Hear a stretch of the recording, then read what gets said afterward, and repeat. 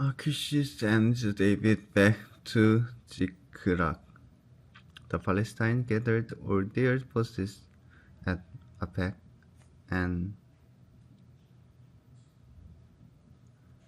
Israel camped by the spring in the Jezreel. As the Palestine rulers marched with their unit 100,000, David and his men were marching at the rear with Achish. The commander of the Palestinians asked, "What about these Hebrews?" Achish replied, "Is this not David, who was an officer of Saul, king of Israel? He has already been with me for over a year, and from the day it left Saul until now, I have found no fault in him." But the Palestine commanders were angry with Achish and said, "Send the man back, that he may return to the place you assigned him. He must not go with us into battle, or he will turn against us during the fighting. How better could he regain his master's favor than by taking the hand of our one man? Isn't this the David they sang about in their dance? Saul has slain his 1,000, and David his 10,000. The Achish called David and said to him, "As surely as the Lord lives, you have been real life, and I would be pleased to have you serve with me in the army. From the day you came to me until today, I have found no fault in you. But the rulers don't approve of you.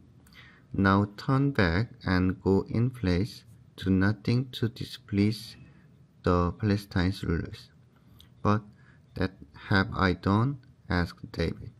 "What have you found against your servant from the day I came to you until now? Why can't I go and fight against the enemies of the Lord the king?" Achish answered, "I know that you have been as pleasing in my eyes as an angel of God. Nevertheless, the Palestine commander have said he must not go up with us into battle. Now get early, along with your master's servant who have come with you, and leave in the morning as soon as it is light."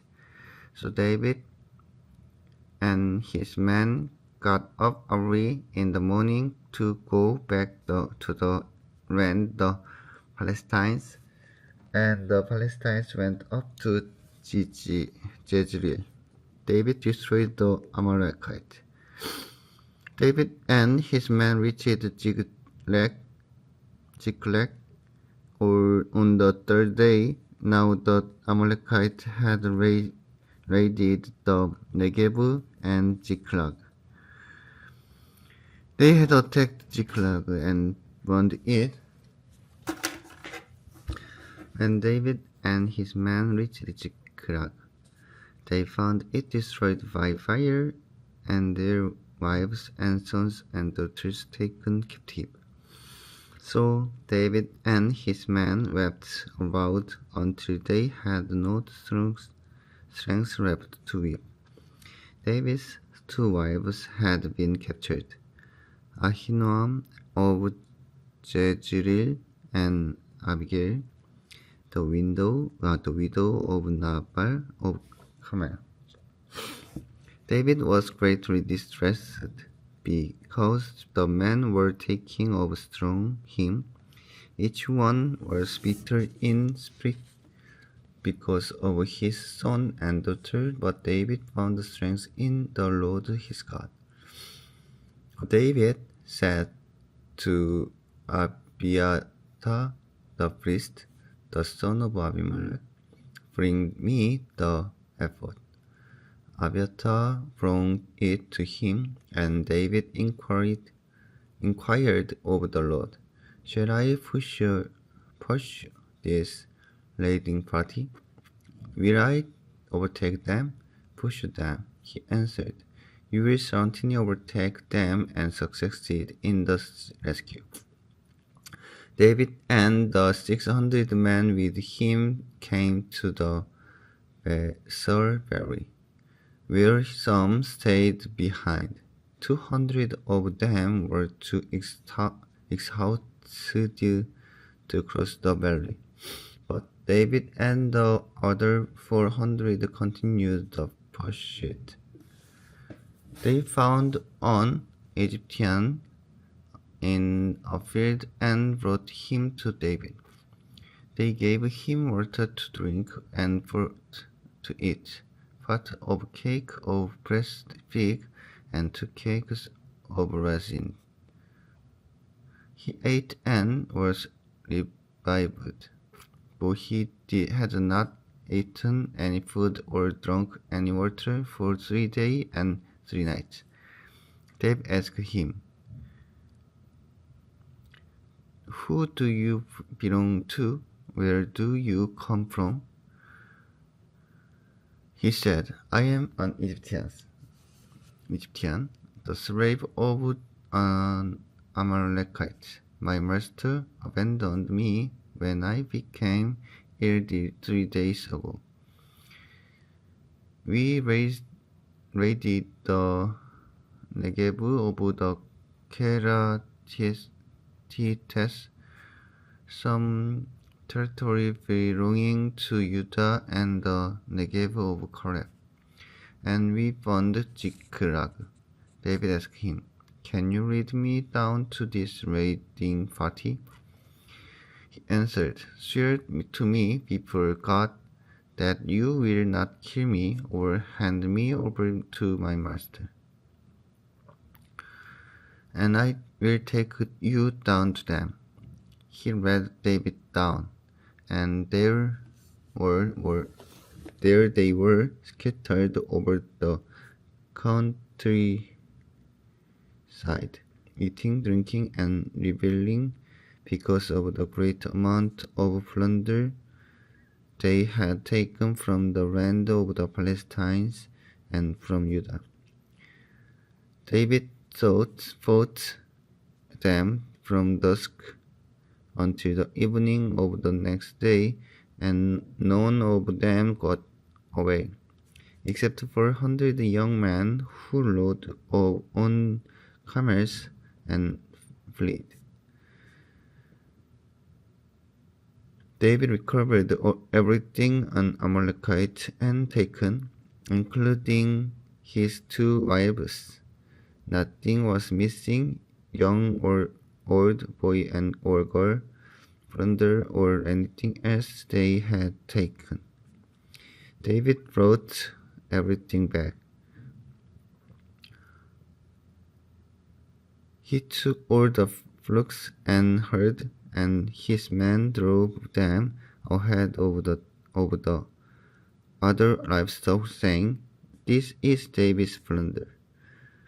Then David came to the 100 men who had been too exhausted to follow him, and 2 were left behind at the Besor valley.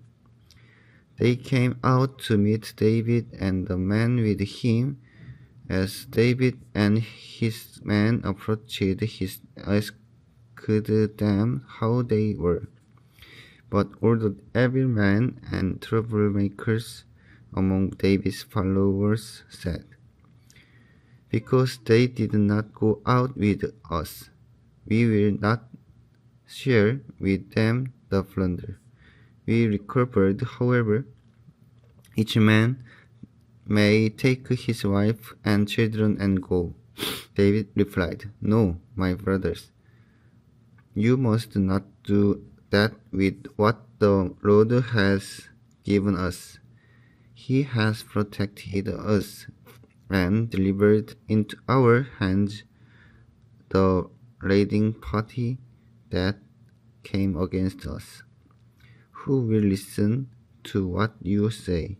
The share of the man who stayed with the supplies is to be the same as that of him who went down to the battle, or will share alike.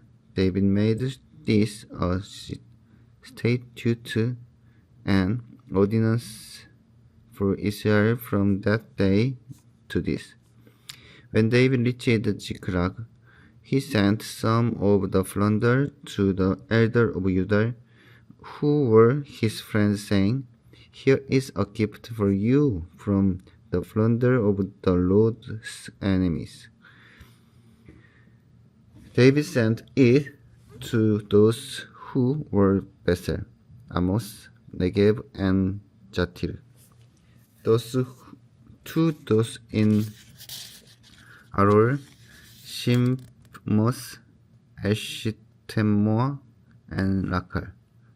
To those in the town of the Jaramilites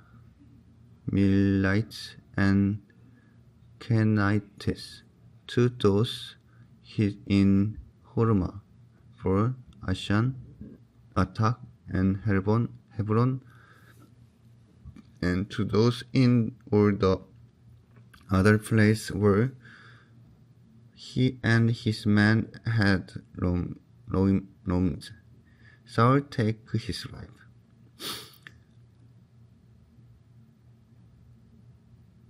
Now the Philistines fought against Israel. The Israelites fled before them, and May fell dead on Mount Gilboa. The Philistines were in hot pursuit of Saul and his sons, and they killed his son Jonathan, Abinadab, and Malchishua. The fighting grew fierce around Saul. And when the archers overtook him, they wounded him critically. Saul said to his armor-bearer, Draw your sword and run me through, or this uncircumcised fellow will come and run me through and abuse me. But his armor-bearer was terrified and would not do it. So Saul took his own sword and fell on it. When the armor-bearer saw that Saul was dead, he too fell on his sword and died with him. So Saul and his 3 sons and his armor-bearer and all his men died together that same day. When the Israelites along the valley and those across the Jordan saw that the Israelite army had fled and that Saul and his son had died, they abandoned their towns and fled. And the Philistines came to occupy them. The next day, when the Philistines came to strip the dead, they found Saul and his 3 sons fallen on Mountain Gilboa. They cut off his head and stripped off his armor, and they sent messengers throughout the land of the Philistines to proclaim the news in the temple of their idol and among their people. They put his armor in the temple of the Ashtoreth and fastened his body to the wall of Bethshan. When the people of Jabesh Gilead heard what the Philistines had done to Saul, all their valiant men marched through the night to Bethshan. They took night They took down the bodies of Saul and his son from the wall of Bethshan and went to Jabesh, where they burned them. Then they took their bones and buried them under a tamarisk tree and Jabesh, and they fasted 7 days.